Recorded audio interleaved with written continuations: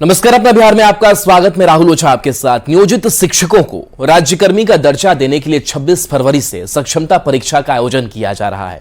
इसके लिए बिहार विद्यालय परीक्षा समिति ने सारी तैयारी पूरी कर ली है, लेकिन नियोजित शिक्षक संघ सक्षमता परीक्षा नहीं देने का दावा कर रहे हैं। नियोजित शिक्षक विद्यालय परीक्षा समिति ने एडमिट कार्ड चलाकर विरोध करने की भी बात कही है। नियोजित शिक्षक प्रतिनिधि से बातचीत की संवाददाता संजय कुमार ने। परीक्षा हुआ 29,540 शिक्षकों के पूरा राज्य बिहार में नियोजित शिक्षकों के लिए 26 फरवरी से सक्षमता परीक्षा का आयोजन किया जा रहा है। बिहार विद्यालय परीक्षा समिति ने परीक्षा को लेकर सारी तैयारियां पूरी कर ली हैं, लेकिन इस बीच शिक्षक जो प्रतिनिधि हैं, शिक्षक संघ हैं, उन्होंने परीक्षा नहीं देने का ऐलान कर दिया है और अब टकराव की स्थिति बन गई है बिहार विद्यालय परीक्षा समिति और नियोजित शिक्षकों के बीच।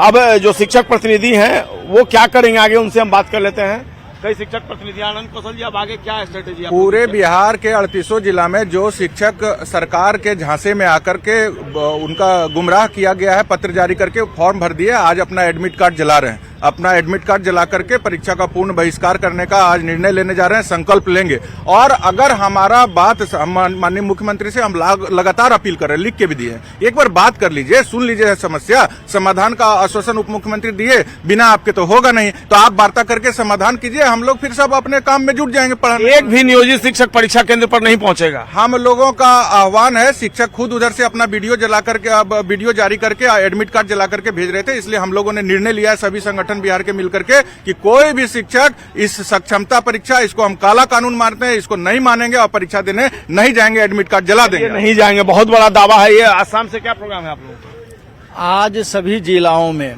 शिक्षक लगातार एडमिट कार्ड जला रहे हैं। बिहार शिक्षक एकता मंच ने तय किया है कि रविवार को सभी जिला मुख्यालयों पर जो शिक्षक अपना एडमिट कार्ड जला रहे हैं उसी को सामूहिक रूप से हम एडमिट कार्ड जलाएंगे और 26 से जो परीक्षा प्रारंभ हो रही है उसका हम बहिष्कार करेंगे। अगर माननीय मुख्यमंत्री जी, बिहार सरकार अगर दरोगा की बहाली करती है तो एक बार दौर कराती है, रिटर्न परीक्षा लेती है और उनको दरोगा बना देती है। अब 15 साल 20 साल दरोगा बना करके वो तो राजकर्मी हो गए ना, आप लोग राजकर्मी नहीं ना है? अरे राजकर्मी 60 साल के लिए कौन कर्मी है? उनके चपरासी है क्या? हम उनके घर के नौकर है क्या? हम नियोजित शिक्षक कहलाना आपको 60 साल के लिए नियोजित शिक्षक हम नियोजित ही रहेंगे, नहीं चाहिए। 60 साल आप किसी को बधुआ मजदूर बना के रखिएगा। तो आप कह रहे हैं कि आप सक्षमता परीक्षा लिए बगैर हमको राजकर्मी बना दीजिए। हम दक्षता परीक्षा पास है, पात्रता परीक्षा पास है, तब हमको आप नियोजित शिक्षक बनाए हैं। वैसे मुगालते में नहीं बनाए, रोड पर थोड़ी बना दिए है, नौकरी दे दी है हमको मुख्यमंत्री जी। उनको गलत उनका जो अगल बगल में जो बैठने वाला जो ब्यूरोक्रेट्स है उनको गलत कन्विंस करता है। यह बात उनको समझ में आनी चाहिए कि हमारे शिक्षक हमारे साथ हैं। और इतना आज 2005 से जो स्थिति विद्यालय की बनी हुई थी, 2005 से आज 2024 में प्रवेश किए हैं हम लोग, और तमाम हमारे नियोजित शिक्षकों ने सरकारी विद्यालयों को इस तरह से चमन को लहराया है और आज बगिया खिल रहा है। और आज हमको कह रहे हैं जो हमारे भाई 2 साल में रिटायर करने वाले हैं उनको बोल रहे हैं कि आप पूर्णिया भेज देंगे, कटिहार भेज देंगे। देखना होगा सरकार का क्या रुख होता है। कैमरा पर्सन सुबोध के साथ संजय कुमार, न्यूज 18 पटना। वहीं नियोजित शिक्षकों की मांग को लेकर के सियासत भी जारी है। सत्य के लिए सबूत की जरूरत होती है। सक्षम है, आपकी सक्षमता दिखाने की आवश्यकता है। यहां किसी की योग्यता का सवाल नहीं खड़ा किया जा रहा है, लेकिन जो योग्य साबित करने का मापदंड निर्धारित किया गया है उसे तो पूरा करना ही होगा। अगर कोई स्नातक बस विद्यार्थी यह कहे कि अब नौकरी के लिए उसे परीक्षा में बैठने की जरूरत नहीं है, वह तो पहले ही स्नातक की परीक्षा में उत्तीर्ण हो चुका है, तो क्या यह उचित होगा? सक्षमता परीक्षा कोई नई बात नहीं है, बहुत से विभाग में इस तरह की परीक्षाएं ली जाती रही हैं। सक्षमता परीक्षा का जो सवाल है उसमें तो सरकार ने सकारात्मक दृष्टिकोण से शिक्षक संगठनों से बात करके एक रास्ता निकाला है और इसके कई चरण होने हैं। तो मुझे लगता है कि शिक्षकों को भी इस बात को समझना चाहिए और उनके ही हित में है वो एक बार पहले एग्जाम दें, उसके बाद कहीं कोई परेशानी होती है तो उस पर सरकार फिर विचार करेगी।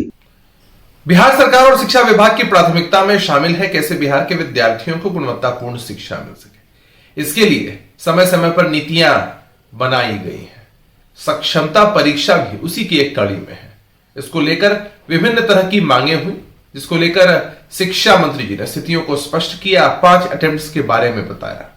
हम अपने शिक्षक मित्रों से आग्रह करेंगे कि धैर्य का परिचय दें और किसी भी कीमत पर विपक्ष के बहकावे में न आए। जो परेशान करने की नियत भारतीय जनता पार्टी की पहले से रही है उसमें आप सहभागी बन गए हैं। अगर आप नियोजित शिक्षकों को राज्यकर्मी का दर्जा देने के प्रति ईमानदार हैं। अगर आप उनके साथ उचित और न्यायिक दृष्टिकोण रख करके फैसला लेते हैं तो ये न सिर्फ शिक्षकों के हित में होगा बल्कि बच्चों के भी हित में होगा। बच्चों को जो शिक्षक नियोजित थे वही पढ़ा रहे थे न, तो फिर उनकी सक्षमता और उनकी सक्षमता के नाम पर परीक्षा, ये कौन सी बात है? देखिए, भाजपा जदयू की सरकार को यह स्पष्ट करना चाहिए कि जब हमारे शिक्षक निपुणता और दक्षता परीक्षा पास करके आए हैं, बीएड की परीक्षा पास करके आए हैं, तो सक्षमता परीक्षा क्यों? दूसरा है कि अगर वे सक्षमता परीक्षा देते हैं तो उनकी नौकरियां न जाए, इस बात को सुनिश्चित किया जाए, इसकी घोषणा राज्य सरकार करे। तेजस्वी यादव आज से अपनी जनविश्वास यात्रा के दूसरे चरण पर निकले हैं। यात्रा पर निकलने से पहले तेजस्वी यादव ने सीएम नीतीश कुमार पर जमकर निशाना साधा। तेजस्वी ने कहा कि नीतीश कुमार से बिहार की जनता उब चुकी है।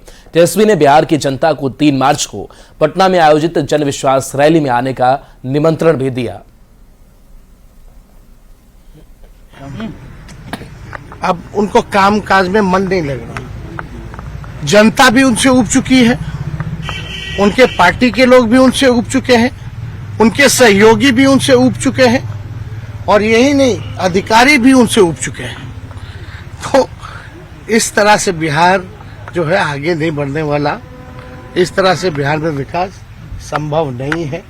और मांझी जी ने ठीक कहा कि 4 विधायक हैं उनके, 4 विधायकों वाला दल है उनका, और आज अगर मुख्यमंत्री नीतीश कुमार जी पद पर मुख्यमंत्री के हैं तो आज मांझी जी के बदौलत ही मुख्यमंत्री पद पर है।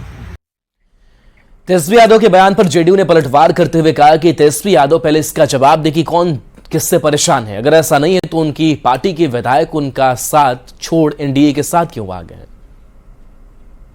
ये अभी तेजस्वी यादव तुरंत विपक्ष में गए और विपक्ष में जाने के बाद तरह तरह की बात लोग बोलते रहते हैं। ये तो तेजस्वी जी को खुद देखना चाहिए कि अभी जो है उन्हीं के विधायक भाग के हम लोगों के साथ आ गए, उनके विधायक वहां से छोड़कर हम लोगों के पास आ गए। तो समझिए कि कौन किससे परेशान है, और 2024 में उन्हें पता चल जाएगा कि जनता किससे परेशान है, जनता में क्या मैसेज है। अगर हम लोग 40 में से 40 सीट नहीं जीतेंगे तब ना आप बोलिएगा कि जो है कहीं कोई दिक्कत है। केंद्रीय मंत्री गिरिराज सिंह ने एक बार फिर से लालू प्रसाद और तेजस्वी यादव पर बड़ा हमला बोला है। गिरिराज सिंह ने कहा कि लालू तेजस्वी घोटाले के लिए ही जाने जाते हैं। अगर नीतीश कुमार महागठबंधन के साथ जाने की भूल नहीं करते तो इन्हें सरकार में आने का मौका ही नहीं मिलता। देखिए, जिस व्यक्ति का डीएनए ही लूटपाट भ्रष्टाचार हो, तेजस्वी यादव आरजेडी के उप मुख्यमंत्री के रूप में आए और वो उनका डीएनए है कि लालू जी के पुत्र हैं, और लालू जी का ख्याति है घोटालों से जुड़ा हुआ। और ये बता दें कि 18 महीना में 5 विभाग के मंत्री थे और उप मुख्यमंत्री थे, कितने लोगों को रोजगार दिया ये तो बता दें। अरे भाग मनाबे लालू यादव और नीतीश कुमार, उनको साथ ले लिया, उनका वनवास हट गया, नहीं तो नीतीश कुमार के गलतियों इनका कहीं अता पता नहीं होता। ये तो मैं कल भी कहा, आज भी कह रहा हूं कि नीतीश कुमार के भूल के कारण लालू यादव और तेजस्वी का उदय हुआ है। ये नीतीश कुमार का लॉकेट लटका करके घूमे ज्यादा बेहतर होगा, न कि उनको गाली देते।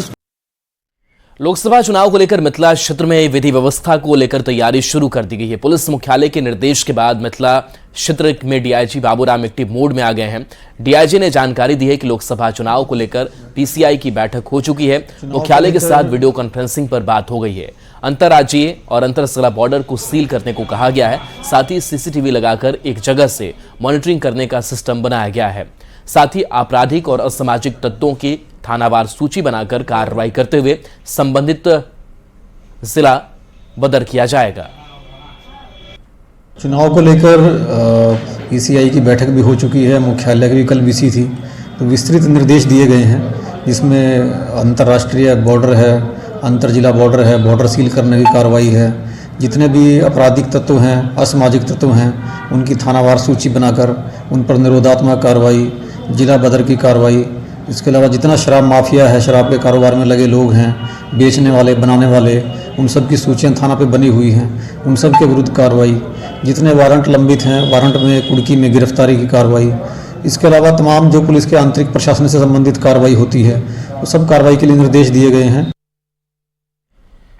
उप मुख्यमंत्री सम्राट चौधरी ने केंद्र सरकार की तरफ से अगले 10 दिनों में बिहार में 2 लाख करोड़ रुपए की योजनाओं के शिलान्यास और उद्घाटन का दावा किया। उन्होंने कहा कि जो लोग केंद्र सरकार पर बिहार में केंद्रीय योजनाओं को लेकर सवाल उठाते हैं, उनको करारा जवाब मिलेगा।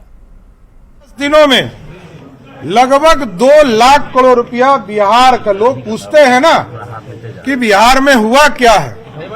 हम लोग प्रचार कम करते हैं, लेकिन आपको बताना चाहते हैं कि अगले 10 दिनों में देश के यशस्वी प्रधानमंत्री जी लगातार या तो वर्चुअल के माध्यम से या फिजिकल के माध्यम से बिहार के लोगों को लगभग 2 लाख करोड़ रुपया की योजना या तो उद्घाटन या शिलान्यास करेंगे। केंद्र सरकार की अमृत स्टेशन योजना में गोपालगंज के थावे जंक्शन को शामिल किया गया है। थावे जंक्शन पर कराए गए पुनर्विकास कार्यों का 26 फरवरी को प्रधानमंत्री नरेंद्र मोदी लोकार्पण करेंगे। वीडियो कॉन्फ्रेंसिंग के जरिए उद्घाटन किया जाएगा। प्रधानमंत्री के कार्यक्रम को लेकर पूर्वोत्तर रेलवे के अधिकारियों ने तैयारी शुरू कर दी है। गोपालगंज के थावे जंक्शन पर तैयारी का जायजा लिया है संवाददाता गोविंद कुमार ने। केंद्र सरकार की अमृत स्टेशन योजना के तहत थावे जंक्शन को शामिल किया गया है। थावे जंक्शन पर कराए गए पुनर्विकास कार्यों का 26 फरवरी को प्रधानमंत्री नरेंद्र मोदी लोकार्पण करेंगे। वीडियो कॉन्फ्रेंसिंग के जरिए उद्घाटन किया जाएगा।